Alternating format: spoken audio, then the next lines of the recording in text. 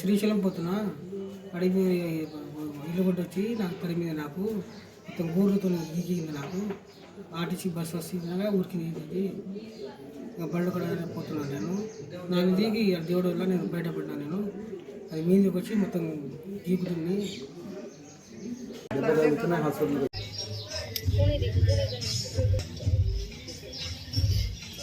నా పేరు 5:30 నుంచి బయలుదేరుతాను నా శ్రీశాంతికి పోతే ఇంకా సడన్గా మేము చూసుకోకుండా అటాక్ దాడి చేసింది మాకు.